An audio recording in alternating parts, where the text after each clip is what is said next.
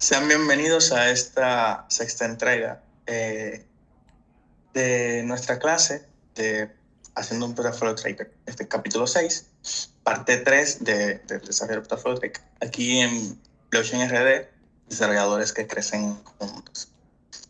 Y en la clase anterior habíamos creado los mensajes que al final lo que hicimos fue lo colocamos en esta carpetica de types y los vamos agregando aquí en este lado, que son, por ahora, simplemente son strings que tienen un nombre. Y eso es lo que nosotros utilizamos en el handle para que él sepa exactamente qué es lo que tiene que hacer. Desarrollamos el handle también en cada una de las cosas que iba a hacer, ¿verdad? Y hablamos un poquito sobre los errores. Una de las tareas, claro, hablamos del test coverage. Estuvimos trabajando un poquito también con el Makefile, desarrollando estos dos comandos que están aquí para generar un archivo HTML que diga cuáles son las partes de nuestro código que le falta el text coverage. Vimos una pequeña problemática también con respecto a la forma en cómo nosotros manejábamos los errores. Y específicamente hablando, era en aquí o en todas las funciones que cuando retornábamos un error, retornábamos un nuevo error y simplemente sabíamos si había sido un error, pero no sabíamos qué tipo de error había sido. Entonces, una de las tareas era buscar una manera de ver cómo pudiéramos entonces detectar cuando se retornó un error, la función retornó un error, qué tipo de error son. Y así poder entonces en nuestra sección de pruebas poder determinar que efectivamente el error que lanzó es el que nosotros estábamos esperando. Entonces, la solución que determiné yo o que pude hacer para mantenerlo un poco sencillo el código fue la siguiente. Yo lo que hice fue creé un set de variables con los errores. Estas variables son públicas porque inician en mayúsculas. Recuerden que cuando en un archivo de Golang, específicamente dentro de un paquete, hay variables dentro que comienzan con mayúsculas, pues son públicas y todos los paquetes externos que consuman del paquete que estamos hablando, tienen acceso a esa variable. Por lo tanto, esta variable que es un error, un tipo de error, yo siempre puedo saber y comparar qué tipo de... Puedo saber y comparar el error que yo lancé. Es decir, este air pointer empty, esta variable que tengo aquí, yo tengo acceso aquí en mi archivo de pruebas. Por lo tanto, yo puedo validar si el error que vino es esencialmente el que yo estoy esperando. Ya, por ejemplo, aquí, a ver qué error puedo tomar. Por ejemplo, aquí tengo el add transaction. Se supone que la add transaction va a retornar un error. Aquí en este caso, no debería de retornar ninguno. Bueno, creo que aquí tenemos más chance de verlo. Que creé errores a propósito de que fueran así. Si se fijan aquí, por ejemplo, tenemos este test transaction handle cuando el mensaje sea inválido y me envía este mensaje no existe. O sea, estoy ejecutando el handle con un mensaje no existente y con una data no. Entonces, aquí en esta validación, en vez de hacerlo así como lo habíamos hecho antes, de que comparábamos los strings, que si recuerdan habíamos dicho que era una mala práctica el tú validar con un string, específicamente un mensaje de usuario que puede cambiar, pero una mala práctica precisamente eso, puede cambiar, y también los idiomas. Si yo tengo una aplicación multidiomas, no me conviene hacer una comparación con un idioma en específico. Entonces, lo que podemos hacer aquí es, si sabemos que el handle va a retornar este tipo de error, que es el error invalid message, que es el que yo tengo aquí definido. Fíjense cómo lo definí arriba. Yo lo que voy a hacer es entonces aquí, en el archivo de pruebas, yo voy a a esperar que el error que venga de aquí sea exactamente igual a eso. Y eso viene del handle, de los handles, ese tipo de... Ahora bien, la comparación debe ser, si el error que yo estoy esperando es diferente a este, entonces yo tengo que lanzar y decir, oye, yo tengo, el error tiene que ser específicamente el que yo tengo, el que yo estoy esperando. Y así me aseguro entonces que siempre que se ejecute esta prueba, si el código me lanza una cosa distinta al error que yo estoy esperando, pues entonces, kabum, explote. Y me diga, oye, en el código que tú acabas de crear, se supone que tiene que venir este error. Bien. Así saldamos la tarea de la clase pasada y nos introducimos ahora entonces con los temas del día de hoy. Sin antes preguntar, ¿hay alguna pregunta? Fui muy rápido, muy lento, ¿todo bien? Si tú tienes un error que no pusiste ahí, que tuviera algo, si pasa ese error, ¿qué pasa? Kabum. Si hay un error no manejado, la aplicación explota.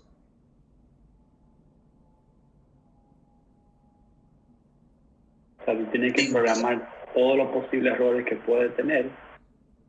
Exacto. Ok. Todos los errores posibles. A ver, nosotros cuando codificamos usualmente tenemos dependencias, ya sea por una librería ya preconstruida en el lenguaje, como son esta de time que tenemos aquí o esta de testing que ya vienen con el lenguaje, o la que nosotros desarrollamos. Si nosotros vamos al Keeper, aquí en concreto tenemos solamente el time. Ahora vamos a utilizar una que es de entrada y salida de datos, específicamente para archivos, que lo vamos a usar más adelante. Pero si tú te fijas o si te llegas a dar cuenta, por ejemplo, esta instrucción de aquí, store, el transaction keeper tiene un map, que es este de aquí, que nosotros estamos buscando un valor. Si tú recuerdas en la clase pasada, hace 2, 3 clases, aprendimos que esto también retorna un error y que nosotros podemos validar si ese error es diferente de nulo para entonces poder trabajar con él. ¿Qué sucede? Perdón, ese error es un booleano. Ahí nosotros podemos validar si efectivamente esa instrucción, que es este acceso a una información que está aquí, recordando, eso es un mapa. Nosotros estamos pasando un identificador y estamos buscando dentro de ese mapa si hay un valor que tenga ese identificador, esa llave. Entonces, el lenguaje te indica, mira, esto posiblemente puede generar un error. Ahora, tu programa es el responsable de validar que efectivamente el error se maneje de forma correcta. Ya sea, ojo, esa instrucción, esta que está aquí, de TK Store, puede tener 80 errores distintos y puede lanzar 80 errores distintos. Ahora bien, si tu aplicación no amerita que tú indiques explícitamente qué clase de error fue, usualmente el usuario no necesita que tú le digas todos los tipos de errores que se lanzaron, porque también hace que tu aplicación sea más insegura. Imagínate tú, hubo un error en la línea 3355 que al pasarle el valor 8 explotó y dio acceso a esta tabla que se llama tal en la base de datos, que tiene esta conexión, está ubicada en esta IP y la contraseña es tal. Imagínate un error así. O sea, sí, perfecto, muy explícito. El desarrollador sabe dónde lo tienen que encontrar, pero eso el usuario no lo debe de ver nunca. Usualmente el usuario ve cosas genéricas y o sea, también códigos de error para que simplemente se le indique a soporte y soporte, bueno, pues lo puede escalar de manera interna. Entonces, eso es lo que sucede. Usualmente tú tendrías aquí un manejador entre comillas, sencillo, genérico para todos los errores que pueda lanzar esta instrucción que nos está dando el lenguaje para que tú le digas al usuario, mira, ocurrió un error. Si tiene que ver un error con el usuario, entonces que tú le digas, mira, debido a esta información que tú colocaste, no es válida, entonces no procede. Si es un error interno, usualmente lo que tú ves es, mira, hubo un error interno. También están, esto es un ejemplo de error, si tú vas a git.com y escribes algo que posiblemente no exista, es lo que te lanza es un error. Ahora bien, es lo que te dice, fíjate, esta página posiblemente no sea la que tú estés buscando, porque él no te va a decir, mira, nosotros buscamos en toda la base de datos y efectivamente esto no está. No te va a decir, nosotros buscamos la base de datos que tenemos en Australia con esta IP, en Holanda con esta IP, en República Dominicana con esta IP. No, él no te va a decir nada de eso. Te va a decir, mira, no se encontró. Es lo suficientemente genérico como para que no tengan información técnica los usuarios, que tampoco la necesitan, pero es lo suficientemente explícito como para que tú entiendas que lo que tú estás buscando no está, no existe. Y ellos hacen su manejo de errores por debajo. ¿Se entendió? ¿Fue muy rápido? Sí, muy bien se entendió. Gracias. Bien. Entonces, vamos a seguir con el tema de hoy. Si se fijaron en el título del vídeo o en el evento para los que utilizan, para los que estén aquí aquí en Discord, hoy vamos a ver el manejo de archivos y CLI. Vamos a comenzar con el manejo de archivos y voy a iniciar indicando lo siguiente. Nosotros tenemos hasta ahora una aplicación, un core, digamos así, un core de aplicación que todo lo maneja en memoria. Que todo lo maneje en memoria significa que toda la información es volátil. Dígase, se destruye, o sea, se crea y se destruye y existe únicamente durante la ejecución del código. Mientras nuestro código se está ejecutando, bueno, pues esa información que nosotros le indicamos dentro existe. Automáticamente acaba, se destruye. A nosotros no nos interesa eso, porque nosotros queremos almacenar una lista de transacciones que cuando nosotros iniciamos la aplicación nuevamente, bueno, pues que la aplicación tenga la información que ya guardamos antes. Es como que usted entre a un archivo de su editor de texto y que cada vez que usted lo abra, se encuentre con que el programa tiene que iniciarlo de cero porque no lo guardó. O sea, porque nunca se guardó de manera, nunca se guardó de manera fija. También podemos ver eso en los juegos antiguos, que había tan poco espacio disponible que o tú te lo pasabas entero de una sentada o perdía todo el progreso de los juegos. Pues así mismo es, o podemos hacer la similitud con el código que nosotros tenemos.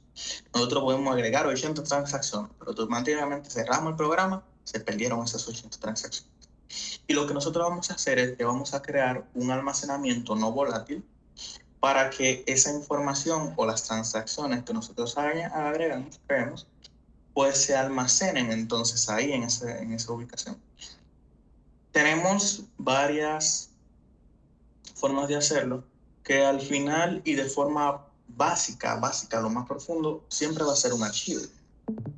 No se dejen engañar, o sea, al final una base de datos es un archivo pero más sofisticado. La nube es un archivo que está en un servidor externo que tiene mucho poder, y mucha configuración, sí, pero sigue siendo un archivo. La forma en que usted puede almacenar un archivo o la forma en que usted puede almacenar un valor en un lugar y que no sea volátil es a través de archivos en los discos duros. Y si existe otra, me dejan saber para yo nutrirme también de conocimiento. Pero por ahora y de manera muy básica, esa es la que tenemos. Entonces, ¿qué es lo que vamos a hacer? Lo primero que nosotros tenemos que saber es cómo nosotros vamos a guardar la información que nosotros queremos. Y porque nos conviene por el momento y porque luego lo vamos o sea, nos va a ser útil para explicaciones futuras, vamos a guardarlo en un tipo de archivo específico que se denomina JSON, o JSON son las siglas, pero él significa JavaScript JS Object Notation. Eso es lo que significa. Connotación de objeto de JavaScript.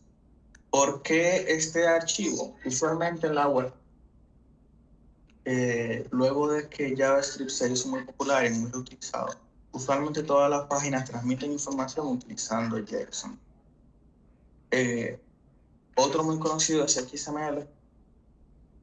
Y ahora, con el tema de la blockchain, por lo menos la popularidad del RPC ha ido aumentando también de manera considerable, a pesar de que es una tecnología también relativamente vieja. Nosotros vamos a utilizar JSON, primero porque es muy legible, bien entendible para nosotros, es bien sencillo de utilizar. Y también porque Golang tiene algunas herramientas que nos van a ayudar bastante al momento de utilizar estos archivos. Bien, entonces lo primero que vamos a hacer es que nosotros vamos a crear una carpeta en nuestro folder de proyecto, que se va a llamar data. Y dentro de data vamos a crear un archivo que se llame transactions.json. La extensión del archivo es JSON. Y JSON tiene ciertas reglas. La primera regla es que un JSON puede ser tanto un objeto como un arreglo, un array. Entonces, si nosotros queremos que sea un array, pues simplemente utilizamos corchetes. Si queremos que sea un objeto, pues vamos a utilizar llaves. ¿Qué sucede? Dentro de aquí el transactions, el JSON transaction, o mejor dicho, dentro de nuestro keeper, nuestro almacén, nosotros lo definimos como un mapa. Y un mapa es un objeto, no es un arreglo. Por lo tanto, nuestro transactions JSON va a ser inicialmente un objeto. ¿Cómo se maneja los JSONs? Los JSONs son clave valor, igual que como son los mapas. Nosotros tenemos un objeto, lo determinamos o lo creamos así utilizando las llaves, y utilizando comillas, nosotros podemos colocar la llave que va a almacenar un valor dentro de este objeto. Si nosotros le decimos que la llave va a ser ID y el valor va a ser otro string también, fíjense cómo aquí con comillas dobles estoy diciendo que lo que voy a colocar aquí es un string.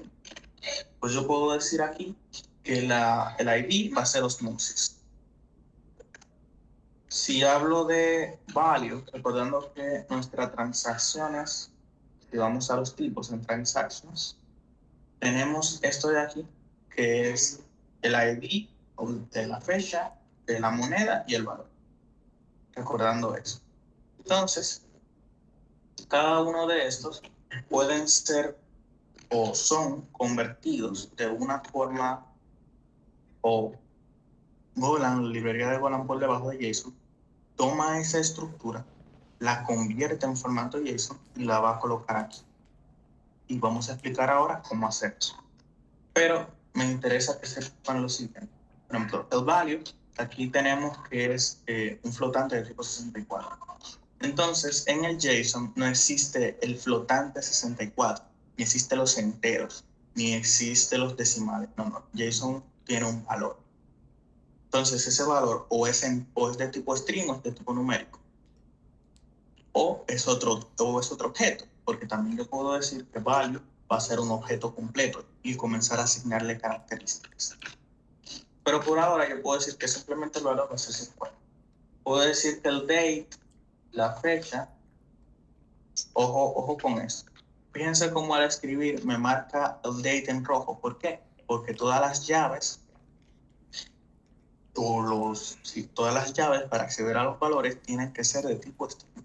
Por eso me marca aquí que le tengo que colocar las comillas dobles.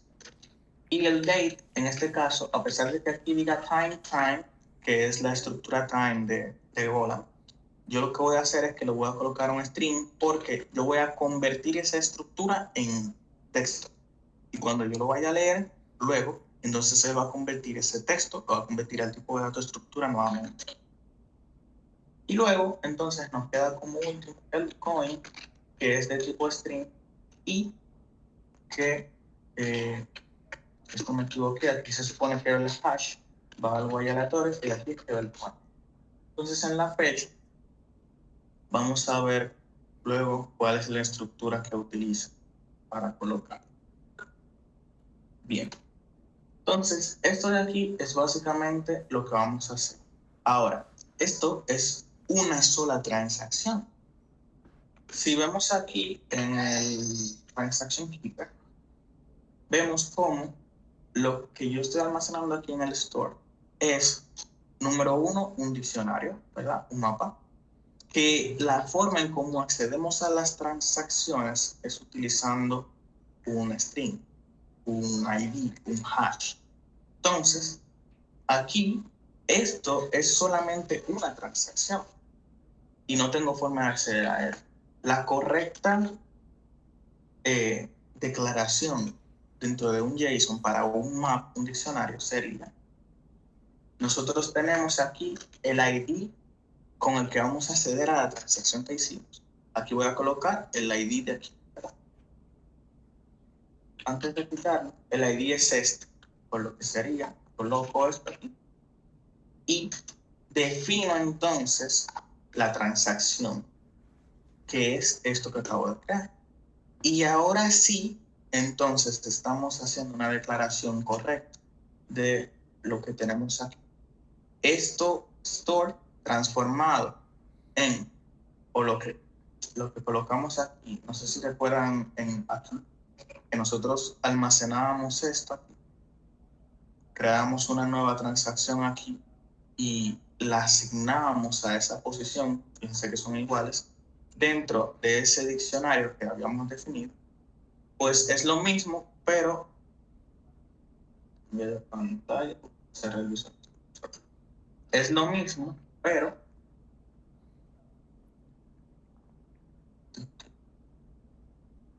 ahora sí, sí, es lo mismo, pero dentro de un JSON. La estructura es la misma que nosotros hemos declarado aquí, pero el formato en cómo lo estamos haciendo es distinto. Y Golang va a interpretar, por la librería que ellos tienen por debajo, para convertir del archivo JSON a una estructura normal, cómo va a hacer esa conversión. En caso de que nos equivoquemos, pues entonces Golang nos va a decir: mira, aquí hay algo que falla. Para que sea exactamente igual, esto tiene que tener el mismo nombre. Fíjense cómo aquí en el transaction, estas tienen el nombre, o sea, inician en mayúscula, igual que esta, igual que esta, igual que esta. Pues él va a detectar que están en minúscula y por eso va a fallar. Por lo que tenemos que asegurarnos siempre que exactamente como está aquí, sea como nosotros lo definimos en el tipo aquí. A no ser que nosotros le indiquemos entonces con otra de las herramientas que nos brinda Golang para que el nombre sea diferente y aún así, al momento de asociarlo, pues lo haga. Y eso lo vamos a ver después también, cuando estemos trabajando con temas un poquito más complicados y querramos que el nombre se mantenga. Ahora bien, inicialmente esta es nuestro archivo. Por el momento yo lo voy a dejar vacío. Y yo sé la ruta en la que está. Ahora bien, el único elemento dentro de nuestro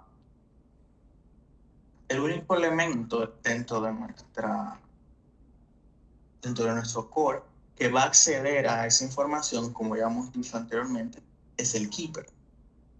Por lo tanto, este archivo transaction.json, el único que puede tener acceso a él es el keeper. Perfecto. ¿Qué voy a hacer? Voy a crear una constante, recordando que las constantes, como dice su nombre, son elementos que no cambian.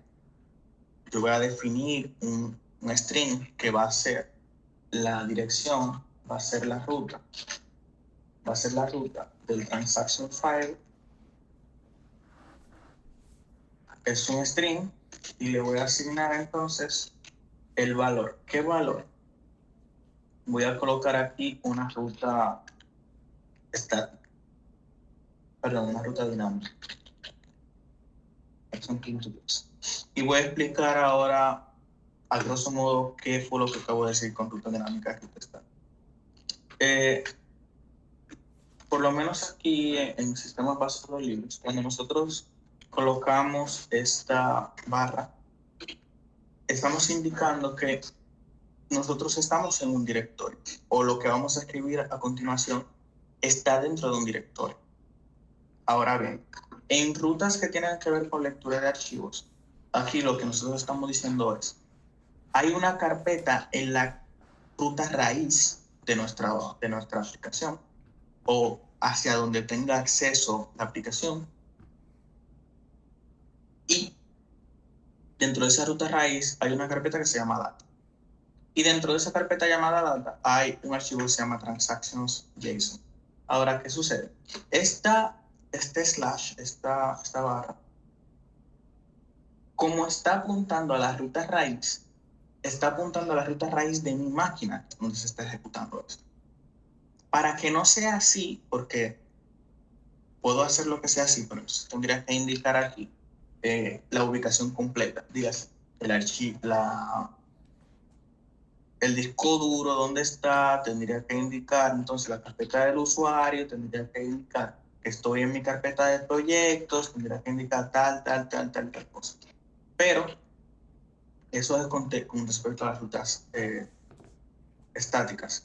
Ahora bien, si yo quiero que mi ruta sea dinámica, dígase, que se base a partir de dónde se está ejecutando el proyecto, entonces yo lo que hago es que coloco un punto aquí. Ese punto lo que me dice es donde yo estoy ejecutando, en este caso, el archivo main.go, que es el que se va a ejecutar. En la carpeta donde esté ahí es donde tú vas a tomar como referencia para buscar la dirección que te estoy indicando. Entonces, aquí, transacción, digo punto, la dirección donde estoy, la carpeta data, que es esta de aquí, data, el archivo transactions.json. Ese es el archivo que tú me vas a dar por ahora, o lo que yo quiero que tú me hagas. O sea, la ruta que yo quiero que tú me hagas. Por ahora, todo bien. ¿Qué sucede? Como vamos a trabajar con archivos, lo recomendable es que, o lo que yo voy a hacer es que yo voy a crear una carpeta de utilidades y voy a crear un archivo que se llame file.go. Dentro de ese archivo file.go, lo primero que voy a hacer, como siempre, es que defino que ese archivo está dentro del paquete utils, para que en otro lugar donde yo lo vaya a importar se sepa que es así. Yo voy a declarar una función. Ahora bien, aquí vamos a hablar también un poquito de las características de Golang 1.18. Recuerdan que al inicio de clase les había comentado que era necesario que eventualmente tuvieran la versión 1.18 porque añaden una característica que para mí es muy poderosa, que se llama los genéricos o genéricos. Y aquí en esta función que nosotros vamos a utilizar, que vamos a crear ahora, la vamos a utilizar. ¿Por qué? Vamos a ver por qué. Voy a crear una función que se llame get object from JSON.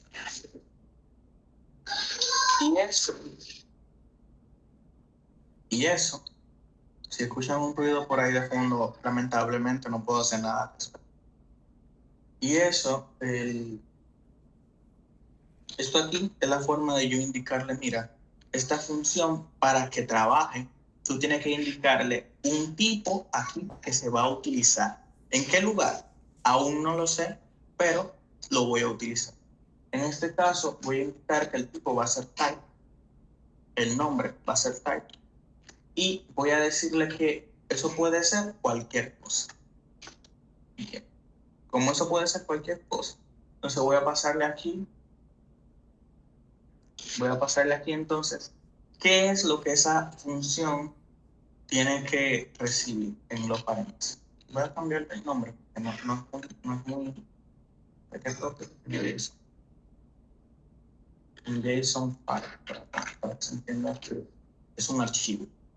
Bien, como estamos tratando de un archivo, lo primero que yo necesito es la ruta, que es un string. Lo segundo que necesito es el...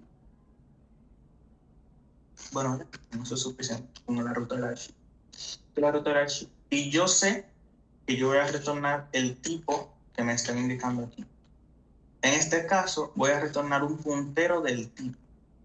Y lo voy a crear voy a declarar el bloque.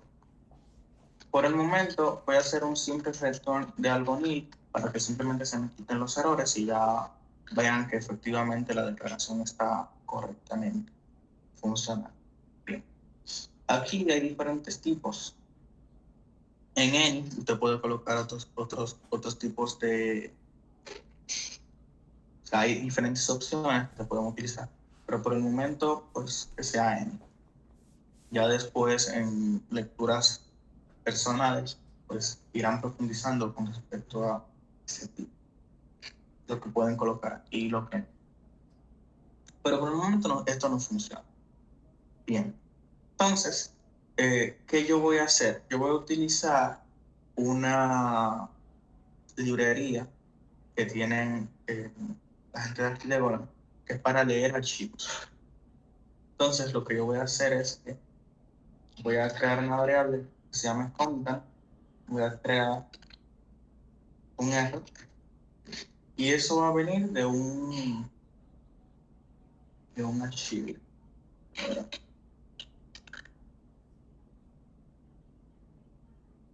Déjame ver si lo puedo.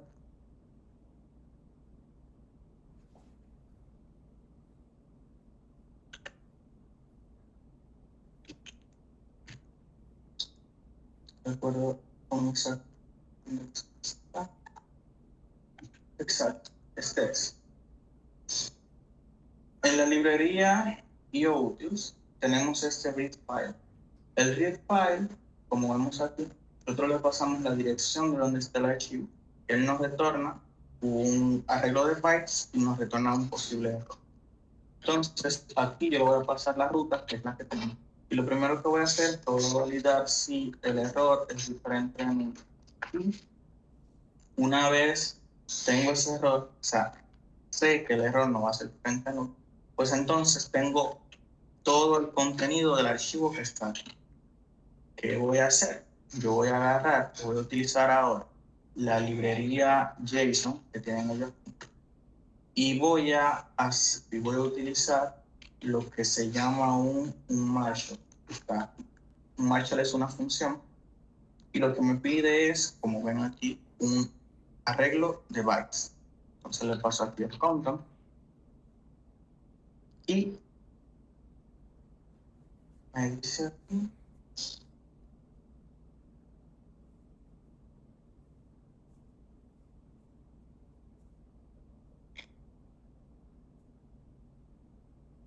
aquí el valor. ¿Qué es este valor? Este valor es que yo dije, o mejor dicho, en el Marshall, él lo que hace es, mira, me vas a leer este arreglo de bytes y me lo vas a almacenar en el lugar donde yo te lo indique. Ese lugar lo vamos a definir aquí. Vamos a definir una variable. Como no sabemos el, el valor que puede tener, simplemente vamos a declararla de esta forma.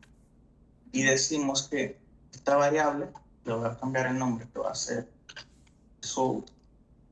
Esta variable result va a ser del tipo que definimos aquí, porque no sabemos necesariamente qué tipo es. Entonces vamos a decir que esa variable result es de este. Y aquí entonces le voy a colocar el puntero de esa variable result. Puntero de esa variable result. Entonces, si ocurrió algo, entonces, si ocurrió algo, si un Marshall falló, entonces él me va a agregar el error ahí. Y voy a hacer aquí otra validación. Voy a agregar aquí otra validación de error. Por el momento, el error handling no lo estoy agregando, lo vamos a agregar con la declaración. Y básicamente, ya con esto, nuestra variable result, pues tiene efectivamente el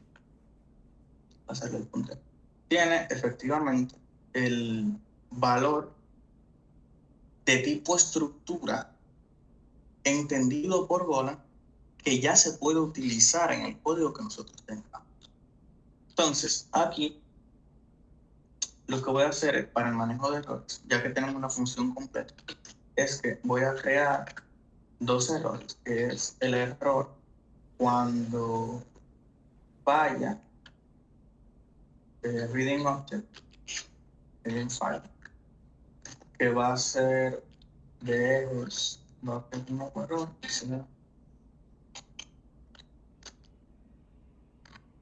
y voy a agregar otro, que es el error reading machine.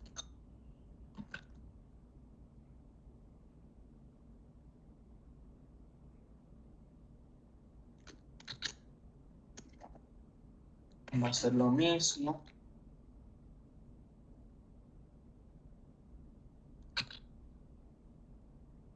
Perfecto. Entonces, aquí lo que hago es que si sucede algo aquí, pues simplemente voy a retornar este error. Y claro, tengo aquí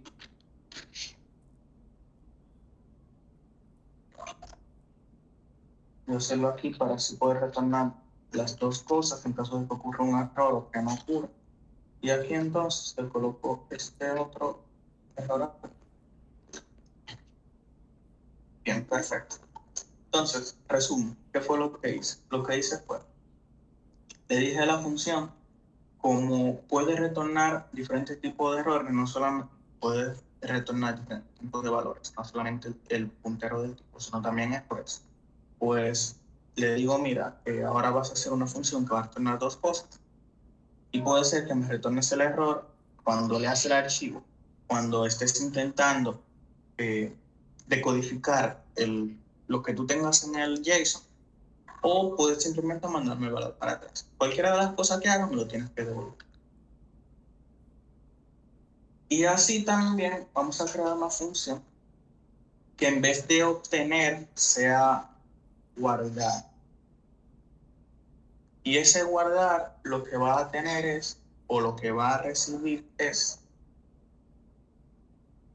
va a recibir la ruta. Necesitamos siempre la ruta del archivo, que es donde vamos a guardar el relator. Necesito el arreglo de bytes, si recuerdan.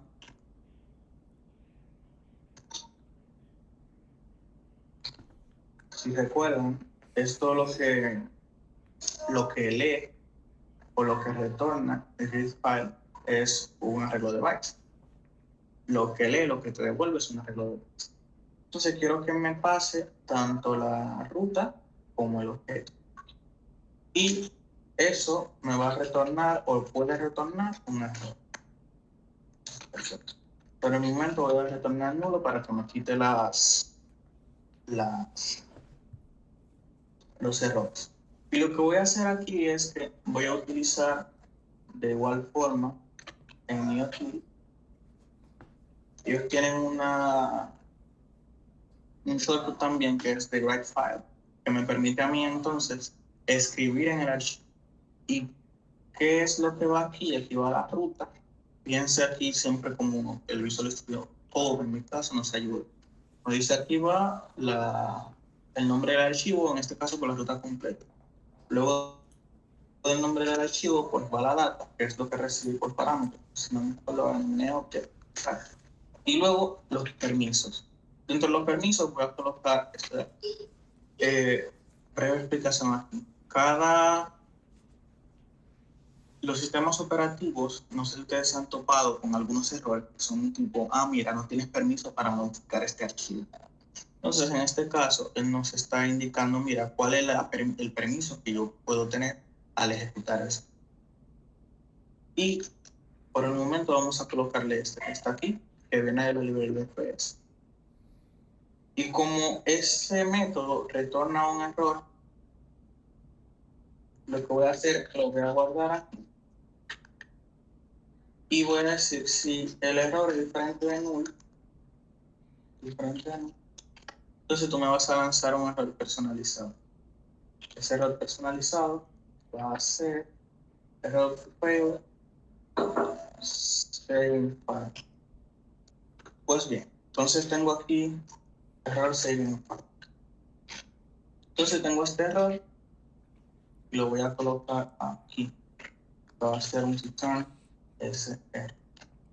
Perfecto. Entonces ya tenemos entonces dos funciones que nos van a ser muy útiles al momento de guardar. Ahora bien, esta función aquí puede ser mejor. Yo puedo simplemente decirle, mira, yo quiero que aquí tú me recibas. O puedo decirle aquí, mira, esa función me va a recibir aquí un tipo, recordando utilizando generics X, va a ser de cualquier cosa, y el objeto que viene aquí va a ser también de ese cualquier cosa. Entonces lo que él va a hacer aquí es, tengo aquí id, voy a utilizar JSON, punto, voy a utilizar el Marshall aquí. Marshall toma cualquier cosa, en este caso va a tomar el tipo, el object, y ese object entonces nos va a retornar el Marshall value. Y además de eso nos dijo que toma uno. Fíjense aquí como el Marshall. El Marshall no lo he explicado. Usen. El Marshall es la operación inversa de un Marshall. Dígase, los objetos, las estructuras dentro de Golang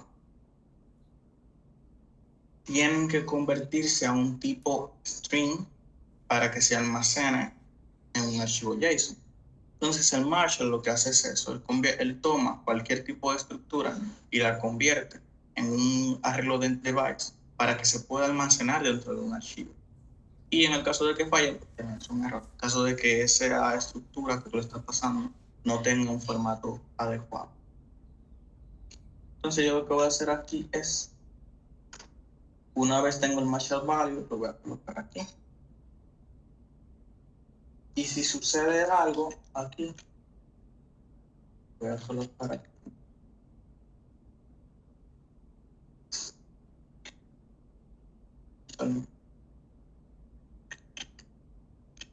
Marshall value.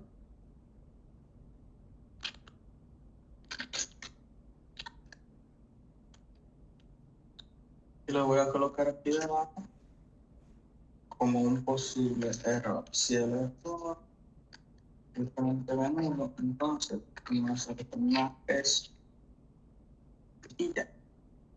Entonces ahora sí, tenemos de manera completa la función de guardar archivo y de obtener un objeto que venga de un archivo de JSON. Entonces, ya con estas dos funciones de utilidades, podemos entonces trabajar de forma más sencilla en nuestro Keeper. Paro aquí. ¿Alguna pregunta? He dicho muchas cosas, mucha teoría, muchos comentarios. ¿Tienen alguna pregunta? Es el momento.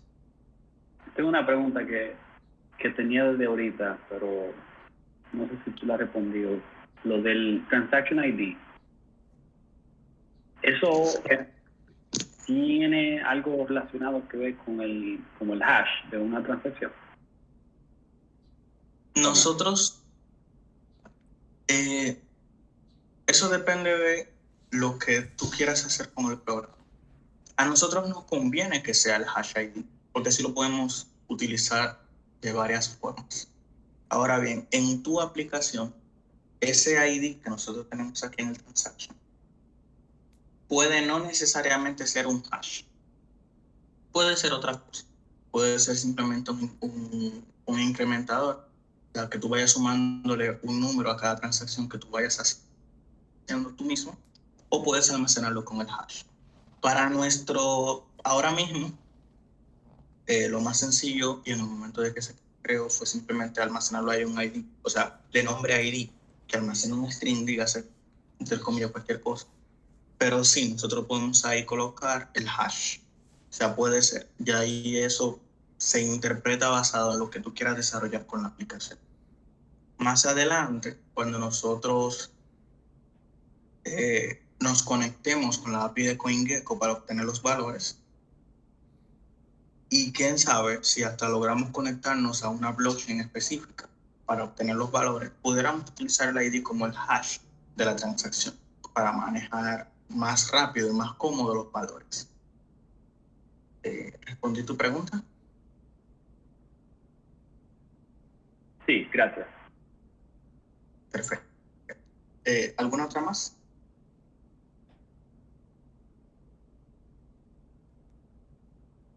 No, sí, quizá, tal vez.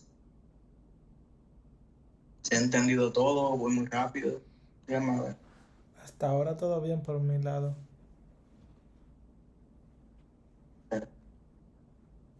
Entonces,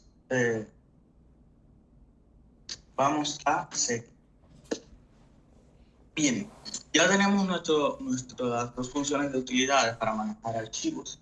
Entonces, lo siguiente que vamos a hacer es que el Keeper utilice esas funciones para guardar las informaciones que nosotros le digamos. Entonces, lo primero que vamos a hacer es que nosotros tenemos que decirle, oye, Keeper, para que tú restaures la información que ya está guardada en nuestro store que tenemos aquí, yo necesito que tú ahí en ese store coloques o añadas todas las transacciones que ya se han hecho previamente.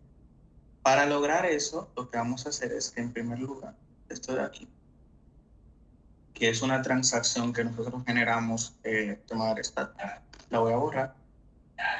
Y lo que voy a decir es lo siguiente.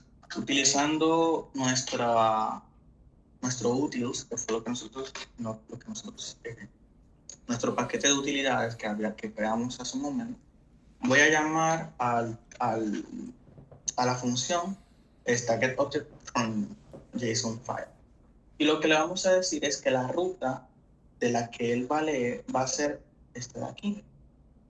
Y además le vamos a decir que el tipo que él va a leer es del mismo tipo que nuestro store, para que así él sepa que eso es lo que él va a leer o lo que él se va a encontrar en el JSON o lo que tiene que encontrarse. Entonces, voy a guardar aquí el store, el fix. Voy a colocar simplemente store aquí por el momento. Y eso también retorna un error en caso de que algo falle. Entonces, lo primero que voy a hacer es manejo de errores. Si errores diferentes, si te pasó algo, por lo tanto, aquí voy a agregar un error que sea error de transaction.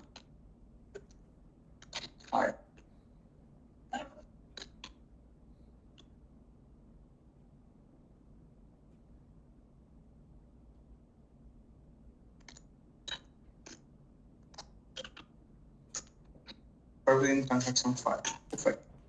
Entonces eso voy a hacer que haga un panic aquí con ese error en caso de que ocurra algo. Porque ¿qué es esto panic? El panic lo que hace es que si ocurre un error del cual la aplicación es totalmente requerido que ese error no haya ocurrido, dígase, Si hay una dependencia absoluta de que la aplicación requiere de algo y si algo no está, la aplicación no va a funcionar correctamente. Entonces yo lo que hago es que lanzo un panic. ¿Por qué? Porque yo necesito saber ese archivo dónde está. Y si ocurrió un error encontrándolo, leyéndolo, haciendo cualquier cosa, pues la aplicación no puede funcionar. Por lo tanto, y por el momento, yo lo que voy a hacer es que voy a lanzar un panic para que la aplicación, si entra aquí, explote. Y lo siguiente que voy a hacer es que ese store que acabo de definir, voy a hacer un bucle que lo recorra. ¿Para qué? Para que todas esos valores que están en el store, pues se lo vaya creando o sea, lo vaya añadiendo a nuestro store que está dentro del keeper, que es volátil, dígase que se borra. Así mantenemos actualizados nuestro store que está en el archivo y nuestro store que tenemos dentro de nuestro programa. Para eso voy a venir a ver.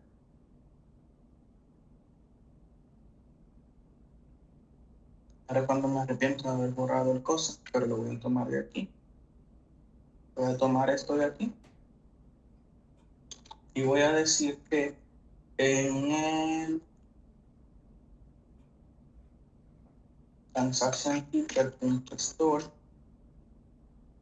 voy a agregarle en el v.id, recordando que esto de aquí, el string hace referencia al ID de la transacción, y voy a decirle que va a ser igual a lo siguiente. Va a ser una transacción, claro que sí, pero el ID va a ser el valor que viene del archivo que tenemos. La fecha también va a venir del archivo que ya tenemos, server.lay. El coin, por lo mismo, también va a venir del archivo, y el valor no se escapa ni es diferente también. Ya con esto, entonces tenemos una restauración de lo que ya hemos hecho previamente. Ahora bien,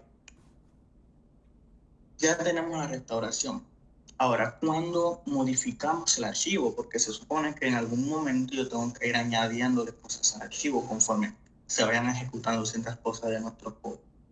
Porque aquí lo restauro, pero tengo que guardar también. Entonces, aquí en el add transaction, lo primero que voy a hacer es que voy a utilizar nuestra función utils, y luego de que se hacen todas las validaciones, entonces voy a hacer el guardado de mi store. En mi store es este tipo de datos que está aquí.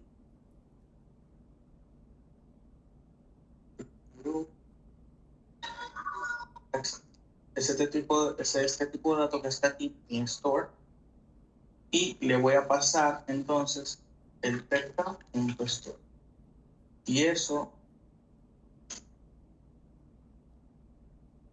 y ese archivo lo voy a guardar en la ruta que tengo definida aquí arriba, que es entonces solo veo ahora. Entonces voy a tomar esta función, se supone que me retorna, como habíamos visto antes, pero no, en caso de que el error surja, pues entonces yo tengo que decir que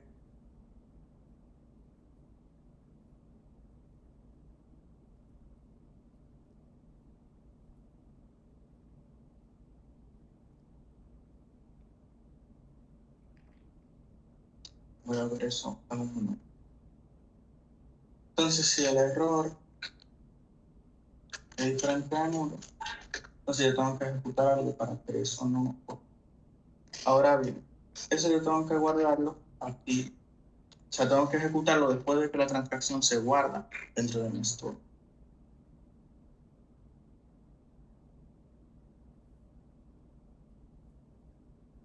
A ver, aquí me está diciendo que no lo puedo utilizar por ahora.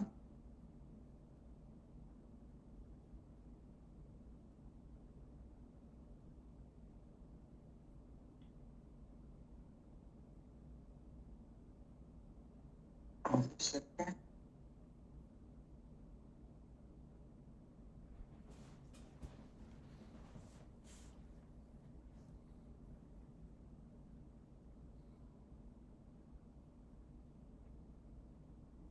pero ya yo declaré aquí, en teoría.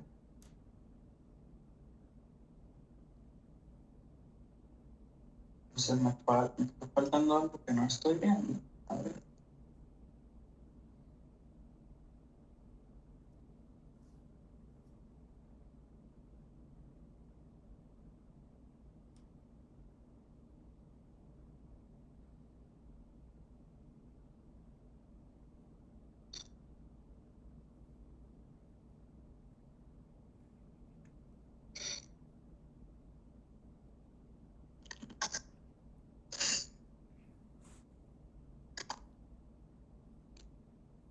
A ver, no entiendo, de verdad que no entiendo.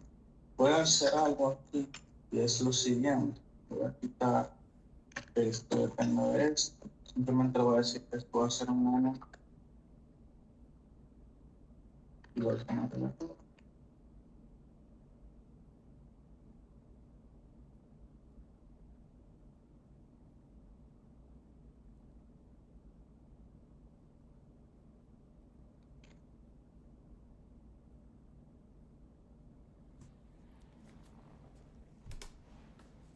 Ah, claro, ya entendí por qué lo puse. Perdón. Lo que pasó, lo que me decía aquí es lo siguiente. Es lo que me decía, mira, como el error fue mala mía, yo estaba asumiendo que este error que estaba aquí era de tipo error y no de un tipo distinto, que en este caso es error de tipo booleano. Entonces, para que eso no sea lo que suceda, yo voy a declarar aquí un error que es el error de historia. Lo voy a declarar así. Y ya entonces, puedo decir que si es diferente de null, pues entonces que lance otro tipo de error. Y ese error va a ser esto, error saving transaction file. No puedo ordenar ese error. Ya aquí, entonces, una vez se añade una transacción, se va a almacenar también en el archivo que acabamos de definir. No solamente eso, voy a también colocar la misma línea, las mismas líneas aquí debajo de esta, aquí justo debajo. Y también aquí debajo de este update transaction. Y si se fijan, estoy repitiendo código. ¿Por qué yo no creo aquí entonces, para evitarme la repetición constante de código, una función que sea save keeper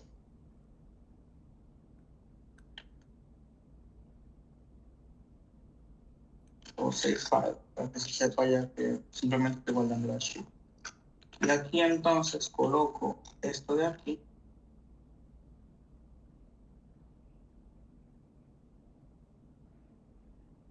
Exacto. Y aquí pasa una.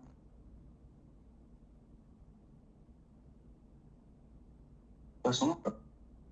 Entonces ya esta línea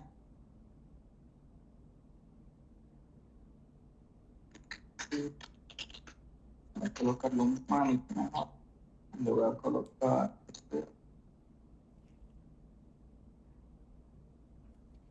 probando el archivo. Si no tengo que lanzar esto y esto de aquí, pues ya lo puedo utilizar donde quiera como save file.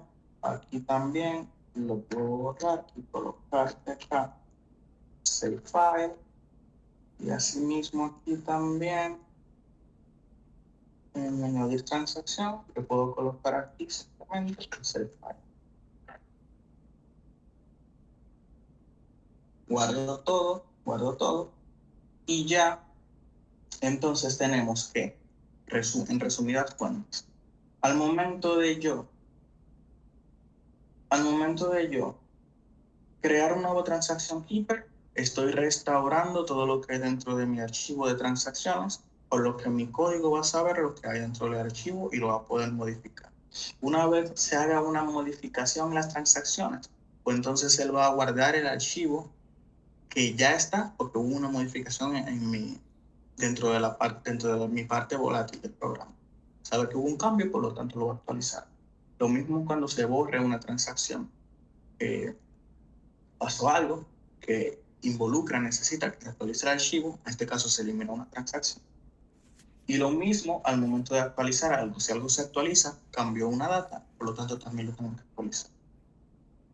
Y entonces la función de save file que tengo aquí. Perfecto. Entonces, ya ahora mismo tenemos una aplicación que toda la información que tiene, todo lo que maneja, pues es no volátil, dígase, se almacena.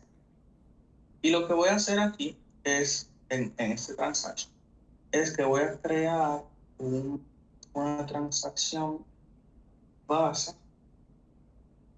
Voy a tomar esto de aquí y voy a hacer una transacción. Por el momento no, voy a dejar así vacía. Y voy a simplemente colocarle el objeto. Y entonces voy a venir a ejecutar mi aplicación para que veamos que efectivamente, o veamos si todo funcionó como debería funcionar. Voy a hacer un go online.com y ahí vemos cómo él creó una transacción, actualizó y luego borró. Si vamos aquí al archivo, está vacío. Pero si nosotros venimos al main y en vez de borrar la única transacción que tenemos, lo que hacemos es que no la borramos, sino que simplemente comentamos esa expresión de código y la guardamos y vamos al archivo, pues, oh, sorpresa, tenemos aquí nuestro JSON como estábamos esperando. Tenemos aquí el hash. A ver si puedo darle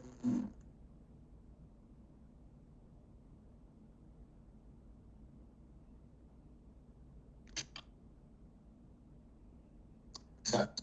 Vemos aquí la misma estructura que les comentaba antes. Tenemos aquí el ID, que es lo que tenemos aquí dentro del JSON, un objeto, y dentro del objeto, que es la transacción, tenemos el ID, la fecha. Fíjense en el formato de la fecha. Tiene año, mes, día, la hora en la que se agregó, tiene la hora actual porque así fue como definimos el código, y las horas, o sea, la zona horaria y la milésima de segundo, la moneda y el valor que nosotros le indicamos. Todos esos valores nosotros, si recuerdan, se las indicamos aquí, pues, en el momento de crear una transacción. Aquí le indicamos el hash y aquí debajo lo actualizamos junto con el coin. O sea que efectivamente tenemos nuestra aplicación trabajando de manera correcta con nuestro archivo. Y ahí entonces concluiríamos con la parte de que nuestra aplicación maneja archivos y que se almacenen nuestras transacciones dentro de dichos archivos. Ya con eso concluimos entonces la primera parte de la clase de hoy. Unos puntos para... O sea, ¿quieren un chance No, para ir? mala mía, eso no iba aquí. Ah, ok, perfecto. Entonces, bien.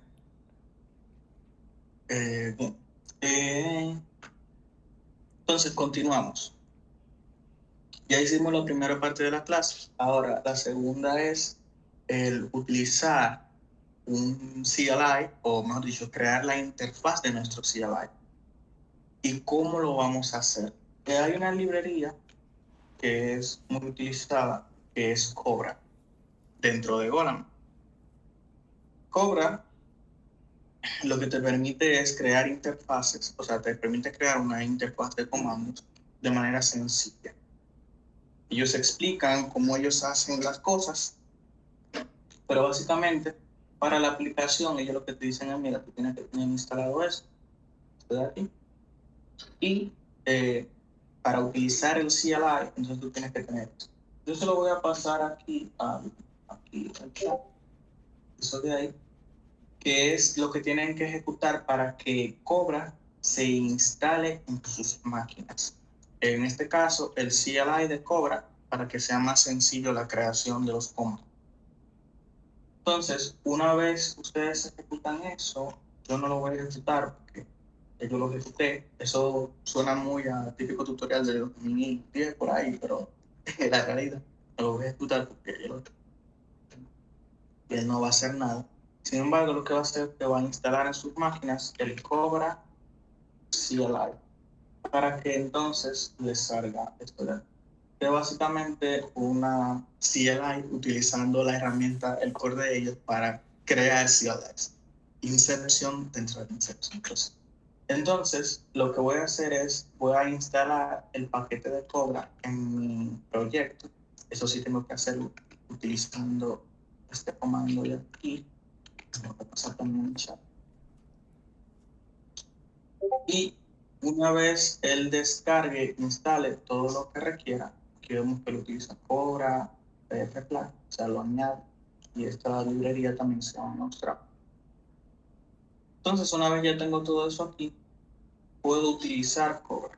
Si voy a Cobra CLI, vemos aquí que él tiene varios comandos. El primero es agregar, el segundo es inicializar, o sea, lo que vamos a utilizar por ahora son agregar y inicializar.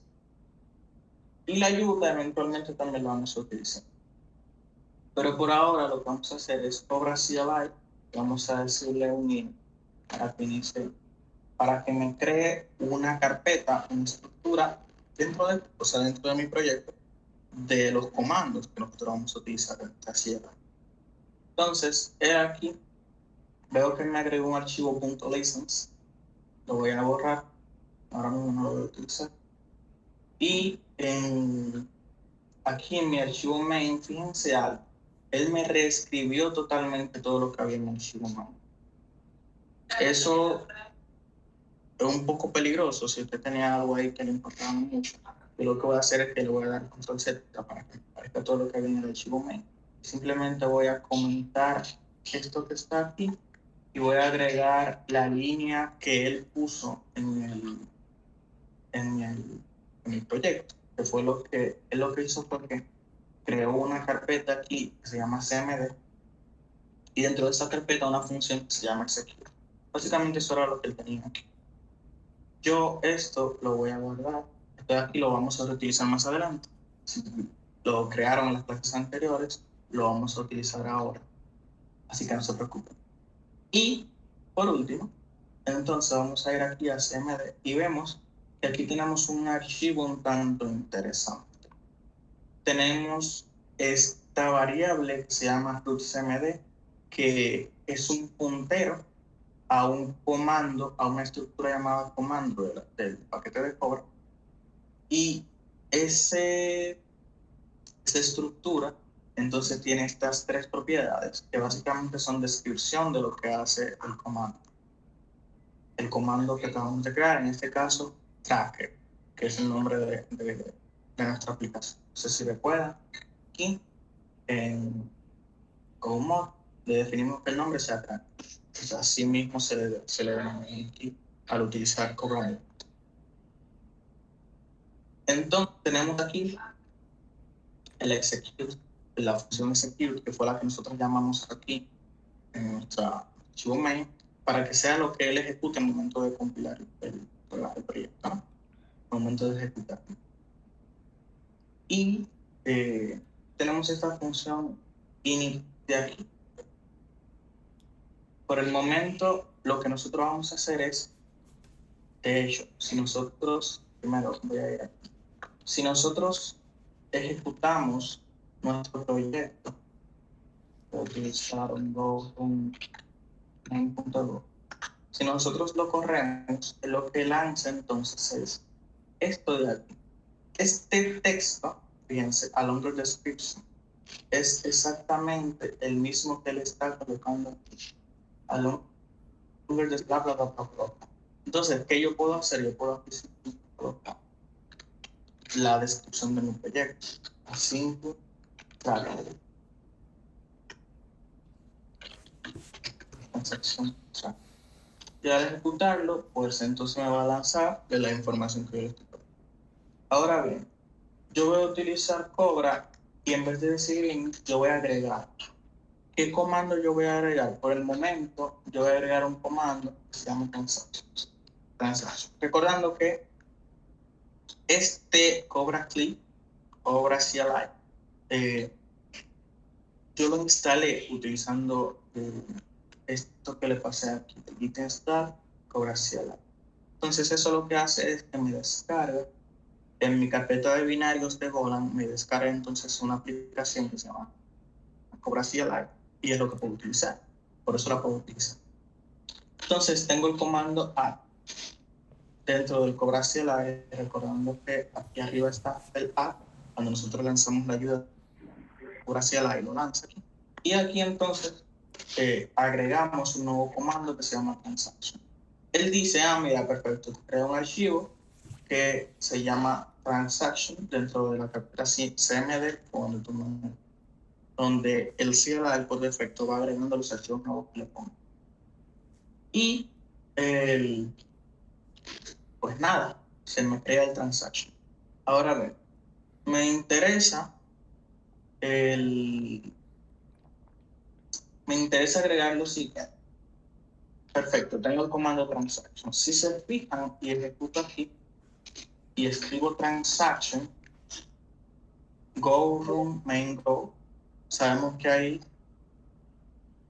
no entendí lo que hace todo hacia la y ejecuto transaction. Fíjense cómo él escribe aquí transaction code.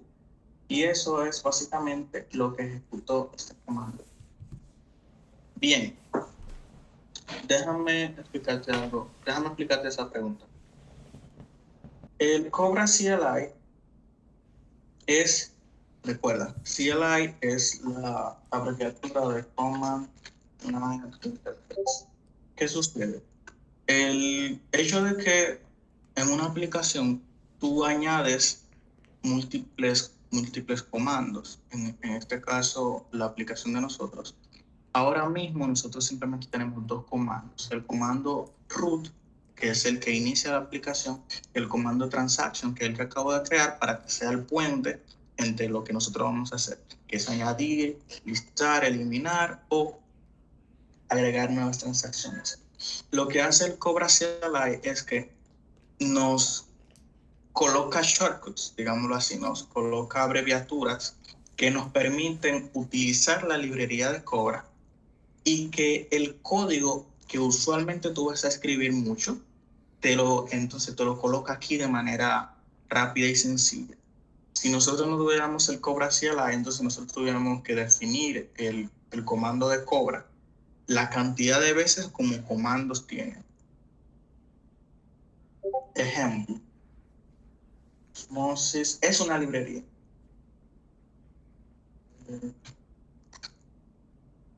¿Cómo era? Cars. Bueno, no lo tengo en esta máquina instalado, pero bueno. Tengo Docker. Exacto. Mira, por ejemplo, aquí tengo esto. Este es Docker. El comando Docker es un CLI. Al yo escribir Docker, es como si yo estuviera escribiendo Go, que Go es el compilado de un CLI que está ubicado en la carpeta, de binarios de Golang, que es donde se instala el programa, el bundle, el compilado de todo lo que hicieron la gente de Golang para que tú puedas utilizarlo. Entonces, fíjate cómo todo esto de aquí son comandos. Cada uno de esos comandos, entonces, eh, requieren de un archivo como este, donde tú le indiques la funcionalidad, lo que va a correr y su breve descripción de lo que hace. Y en el caso de que tú requieras que tenga algún tipo de inicialización, bueno, pues tú la defines aquí. Eso lo vamos a ver ya en la siguiente clase porque el tiempo no nos da. Pero el caso está en que entonces tú tendrías que ir creando esos archivos por cada uno de los comandos que tú vas a necesitar.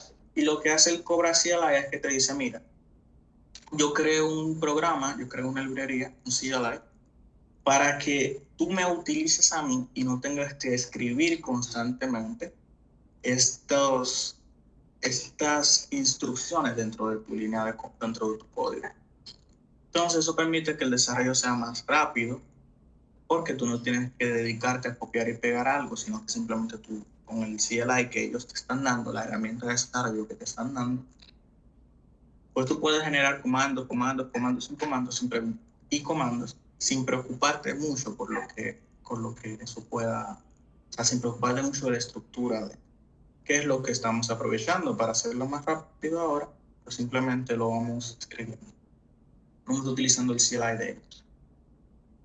Entonces, ¿te quedó claro, Andrés? Sí, así cuando lo pusiste Command Line Interface, así se entendió mejor. Eso es algo que me imagino open source, que lo creó la gente de GitHub para tú interactuar más fácil. Lo creó el usuario SPF3.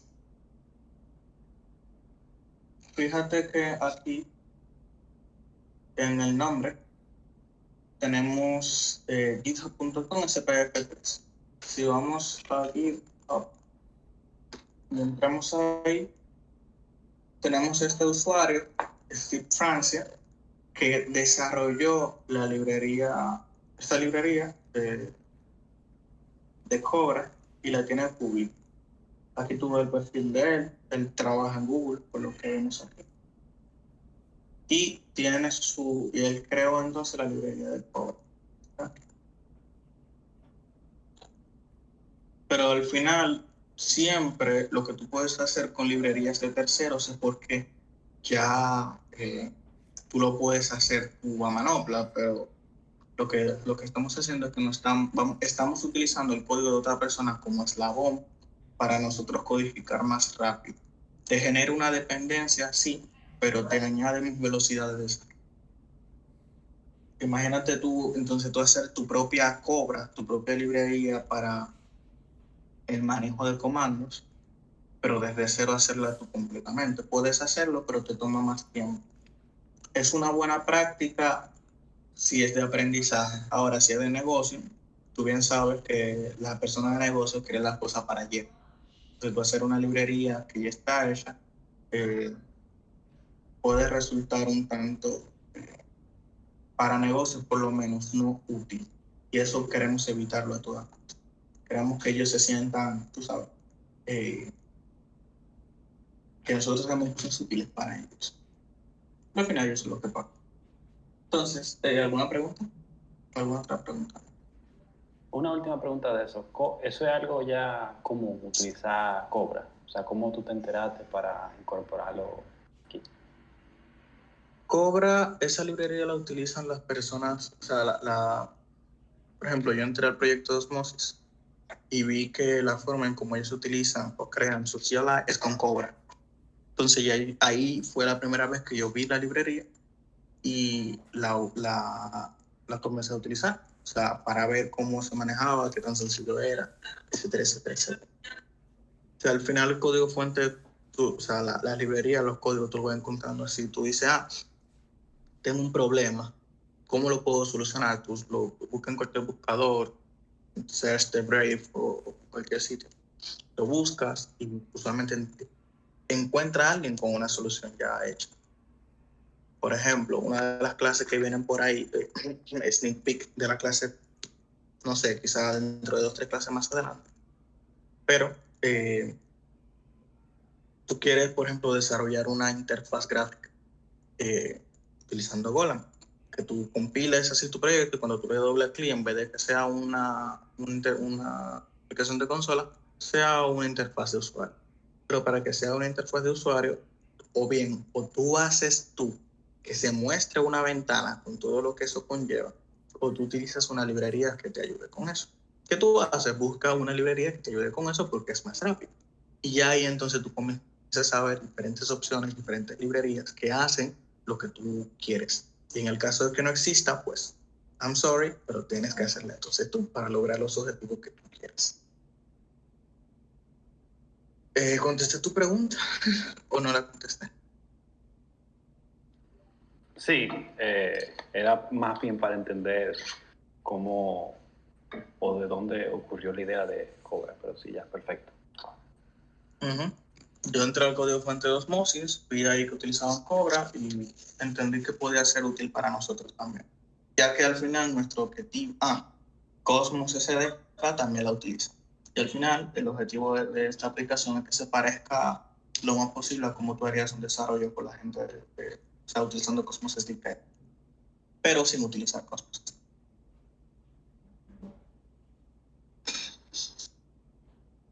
Entonces, ¿alguna otra pregunta?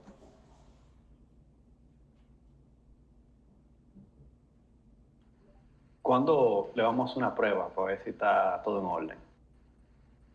Con el CLI, con lo que acabamos de crear. Sí. Ahora mismo. Para responder las preguntas para Porque tú dijiste que es una buena costumbre de hacer pruebas mucho. Entonces, lo que voy a hacer ahora es, una vez creé este comando transaction, lo que yo quiero hacer es, quiero crear un comando que sea list, pero que el padre de ese comando list sea entonces el transactions. Eso lo que hace es que me crea entonces aquí un archivo que él depende del transaction aquí. Fíjense las dependencias. Tú puedes tener un comando que depende de otro comando o que un comando dependa de la raíz del programa. Entonces, lo que yo estoy diciendo aquí es, mira, el comando transactions va a tener un comando dentro, un subcomando que sea list. Y ese list lo que va a hacer es que me va a llamar una función específicamente que me muestre todos los elementos que están dentro del archivo pues, que yo creé. ¿Y qué voy a hacer? Para que vean que funciona, voy a hacer un domain.go. Ese equivale como si yo dijera tracker. Y luego de tracker, entonces voy a colocar transaction, que fue el comando que creé. Si le doy a enter, vemos que sale transaction code. Ahora, si luego de eso escribo list, pues entonces me dice list code. ¿Por qué? Porque es lo que aquí me dice que él va a ejecutar cuando él me lance el comando list. Ahora, vamos a darle una utilidad a eso, porque eso como que no me dice mucho. ¿Qué yo voy a hacer? Yo voy a agarrar mi handle, que está aquí, este handle de aquí, y yo lo que voy a hacer es que voy a crear un nuevo handle. Ese nuevo handle, por el momento, aquí en el tool.go, voy a crear aquí ese handle. Va a ser el handle, va a ser un transaction handle. Voy a decir que es un transaction handle y ahí le tengo que pasar el keeper. Entonces el keeper va a venir de keepers, un transaction keeper que va a ser igual a keepers, un keeper. Y aquí le voy a pasar el keeper.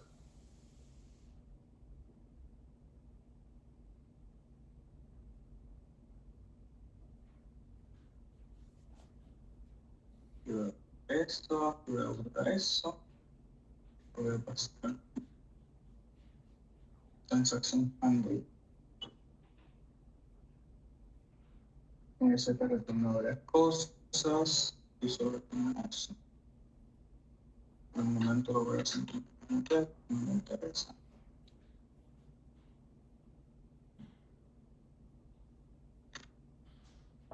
A ver, estoy equivocando algo.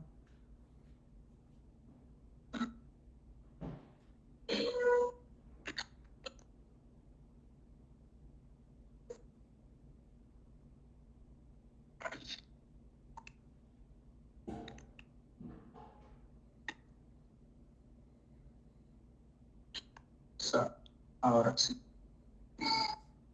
Entonces tengo mi handle dentro del paquete de CMD y tengo mi keeper, que es el que requiere el handle para poder funcionar.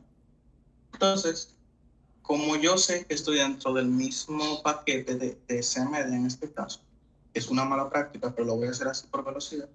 Yo lo que voy a hacer es que aquí dentro voy a colocar en mi comando list, sabiendo que tengo el handle por ahí disponible, entonces puedo decirle que haga el handle.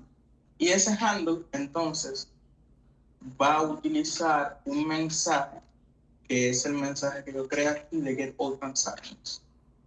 Entonces, el handle lo que hace que me retorna una interfaz y me retorna un mensaje de error. Entonces, por el momento, aquí lo voy a decir nil porque el Get All Transactions no requiere de nada. Y voy a guardar aquí el value y voy a dar el error. Por el momento no voy a hacer nada con el error, que handle también retorna un error si recordamos. Si recordamos nuestra función handle, al momento de Get All Transactions, lo que hace es que va al keeper, busca todas las transacciones, que en este caso el Get All Transactions es el mapa, este de aquí, que es el mismo tipo del store, y le decimos aquí en el list que ese store, esa V, su tipo es ese de ahí. Básicamente estoy haciendo un casteo. Estoy diciendo que el valor que me retorna el handle es de este tipo para que así yo lo pueda utilizar aquí dentro. Entonces, para finalizar, recuerdan que dije que aquí había una función que vamos a utilizar. De aquí, la voy a copiar, la voy a cortar, mejor dicho, la voy a traer aquí debajo y la vamos a utilizar. En vez de log, voy a utilizar fmt y aquí le voy a colocar /n para que él sepa que cuando termine de imprimir esto, pues le agrega una línea después. Y voy a hacer aquí un print transactions y le voy a pasar entonces el store. Bien, para que se vea claro, yo lo que voy a hacer es que también voy a quitar esto de aquí. Y en mi carpeta de data tenemos este de aquí. Lo que voy a hacer es que le voy a agregar otro más para que se vea bien. Le voy a poner aquí los mozos. O bueno, un poco más largo. Lo coloco aquí. En vez de van, le pongo los mozos. Y le pongo otro número aquí para que se entienda que, verdad, se puede ver. Entonces guardo todo. Y aquí entonces, al ejecutar el transaction list, él entonces lo que hace es que me imprime todo lo que hay dentro del keeper, que visualizó o que pudo restaurar de manera correcta lo que había dentro del archivo file y lo puedo imprimir. En la siguiente clase, que ya se nos acabó el tiempo, ya van a ser las 9 de la noche, vamos a visualizar entonces cómo, utilizando el CLI, podemos agregar transacciones para que el archivo, o sea, para que nosotros podamos modificar el archivo a través del CLI de nuestro tracker.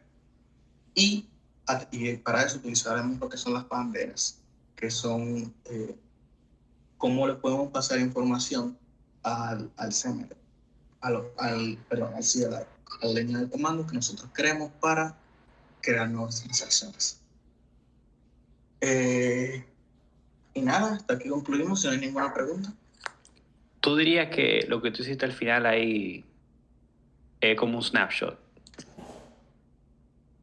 Lo que yo hice aquí es un snapshot, o sea, como una captura de lo que hay en el archivo de transacciones. Sí. Sí, yo lo que acabo de hacer es que utilizando todo nuestro core, recordar que nuestro core es el handle con el keeper y los mensajes, creé una interfaz que es el CMD que visualiza lo que hay en la data. O sea, visualiza lo que hay en nuestro archivo de datos y que hizo todo el recorrido. Recordando que, a ver si tengo el cosa aquí.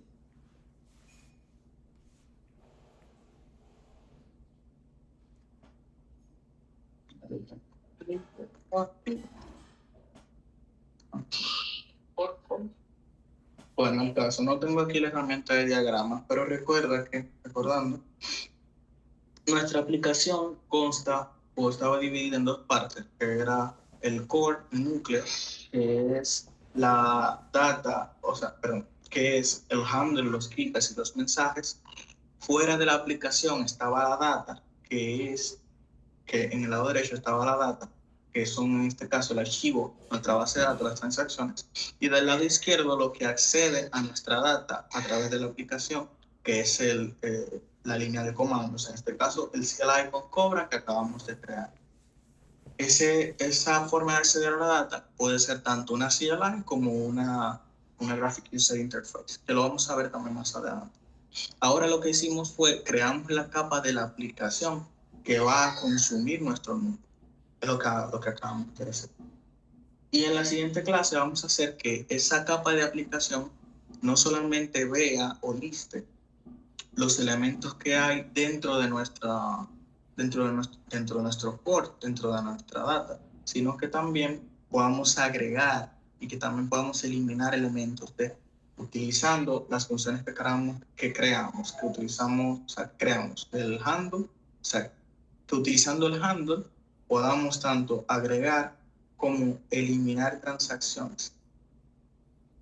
Y esa es la idea, que todo lo que se haga de manera externa sea a través del handle. No sé si contesté tu pregunta, Andrés. Sí. ¿Tú crees que se pudiera repasar rápidamente el diagrama para ver cómo vamos? Déjame ver si lo...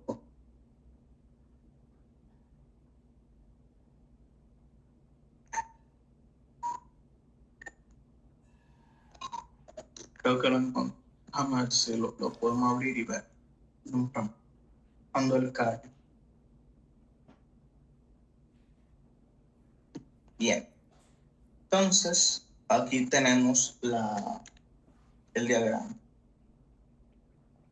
Entonces, como te iba comentando, tenemos nuestra aplicación y tenemos aquí el mensaje, tenemos aquí el mensaje que entra a la aplicación, quien lo recibe es el handle y el handle es quien se comunica con el keeper. Entonces, el keeper es quien tiene acceso o es quien se conecta a la base de datos. Aquí en nuestro caso es nuestro archivo. Si te acuerdas. Como el servidor que te estaba diciendo. Ajá. En este caso, en lo que nosotros tenemos, esa base de datos, ese archivo, es este que está aquí en transaction.json. Fíjate cómo están desacoplados y tú me dirás, bueno, ¿por qué? Porque el transaction keeper, lo que él tiene para acceder al archivo es una ruta. Esa ruta puede ser local, como puede ser apuntando a GitHub, como puede ser apuntando a cualquier cosa que tú tengas en cualquier nudo, el Drive, en el cache, en donde sea. Entonces, por eso ese archivo no está dentro de la aplicación. Fíjate cómo se sale dentro de fuera de la aplicación. porque yo puedo, o sea, la forma en cómo tú accedes es utilizando herramientas que te permitan eso. En este caso, como es un archivo, nosotros utilizamos pues hicimos una mini librería que utiliza estas dos librerías de Golang que trae instalado para acceder a los archivos locales de nuestra máquina. Pero en caso de que usemos a cache, tendríamos que utilizar una librería de cache para acceder a los archivos que están fuera. Por eso se sale del scope dentro del rango de la aplicación. Y los mensajes, si te fijaste bien, también están desacoplados porque aquí en el list lo que nosotros estamos haciendo es que utilizando el handle, el core de nuestra aplicación, estamos mandando un mensaje que no necesariamente tiene que estar dentro de la aplicación, pero sí está definido en él. Y le estamos diciendo, mira, búscame al handle, utilizando ese mensaje que lo que hace es que busca todas las transacciones existentes y me las retorna. Fíjate cómo el handle ni siquiera te dice qué tipo de dato es. Aquí es que uno tiene que hacer la declaración y decir, mira, se supone que ese resultado de handle es este tipo de datos que yo sé que es un store. Pues según el código que yo hice, tiene que retornar un store. Y luego entonces ya el CLI imprime o interpreta el valor basado en lo que ella necesita. En este caso, pues imprimo los valores y lo coloco en el formato que vimos aquí. Entonces, por eso el mensaje, que básicamente el mensaje es el CLI que tenemos aquí, lo voy a colocar aquí y lo voy a poner debajo y esto lo voy a poner aquí. Si te fijas, entonces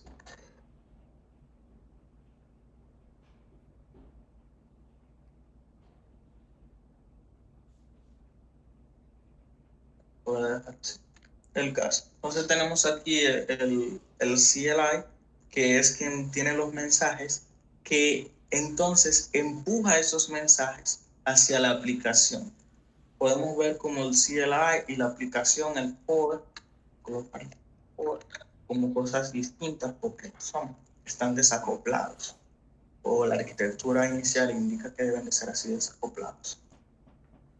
Así también como está este CLI, puede estar a futuro, que es lo que vamos a ver, una Graphic User Interface, que va a ser lo que va a conectar entonces, que va a ser lo que se va a conectar con el handle. Y así se va a conectar con nuestro núcleo. Y así puedes seguir agregando. Eso quiere decir que tú puedes tener múltiples consolas, puedes tener múltiples aplicaciones gráficas, puedes tener cualquier cosa que se esté conectando al core de la aplicación y que sea eso, y que sea a través del core lo que te permite entonces acceder a la data. Al final, recordando lo que íbamos hablando de las clases iniciales, que lo importante de la aplicación siempre es la data, el manejo de la información es lo más valioso. Por lo tanto, tenemos que protegerla para que todo lo que acceda a ella tenga que ser a través de nuestro núcleo.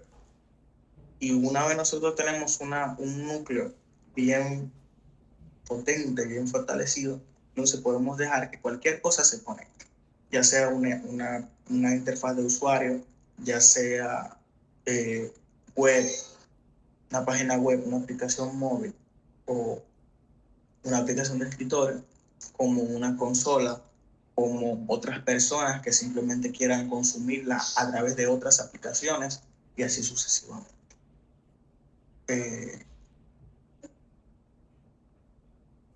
¿Te quedó un poco más claro, Andrés?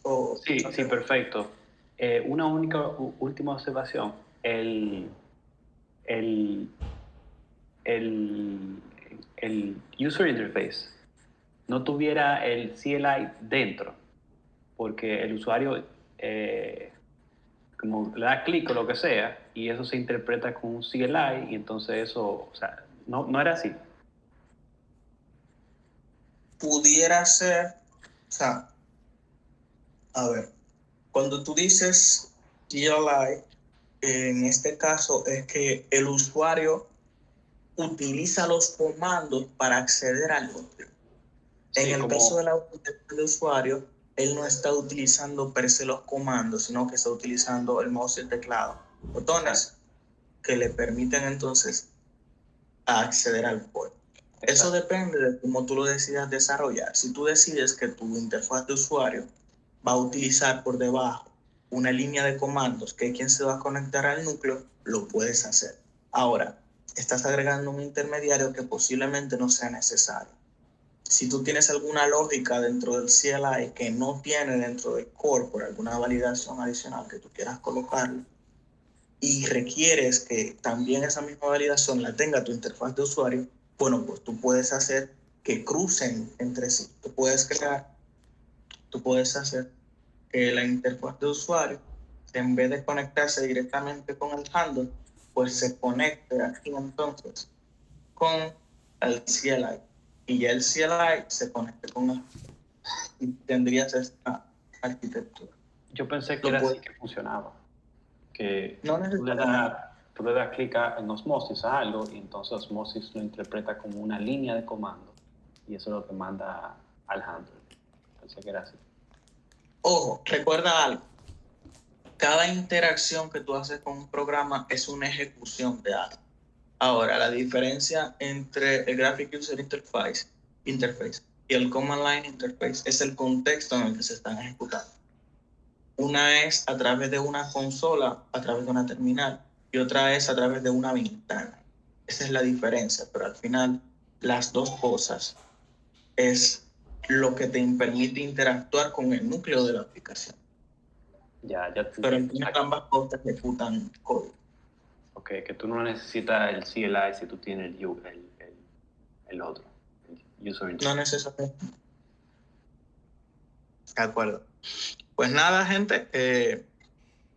Placer para mí estar nuevamente con ustedes en esta sexta parte. Resumiendo, vimos cómo manejar los archivos de manera sencilla utilizando una mini librería que creamos nosotros con guardado y lectura de archivos en JSON, utilizando Golang. Discutimos la tarea anterior. Creamos el archivo también de aquí de JSON para que la aplicación utilice datos no volátiles. Utilizamos Cobra para crear nuestra aplicación base, nuestra transacción base. Y listamos lo que había dentro de nuestro archivo de data, de transacciones, nuestro archivo no volátil. Eso fue todo lo que hicimos en la clase. Para la siguiente clase, entonces, vamos a estar agregando los comandos que faltan. Y si nos da tiempo, entonces vamos a consumir una API externa, la de CoinGecko, para obtener los valores en el momento en que se realizaron las transacciones, para que así tengamos la comparativa en base a dólares de cada moneda que tengamos en nuestro listado. Y eso es todo por hoy. Gracias por seguir aquí junto con nosotros. Los vemos en la siguiente entrega.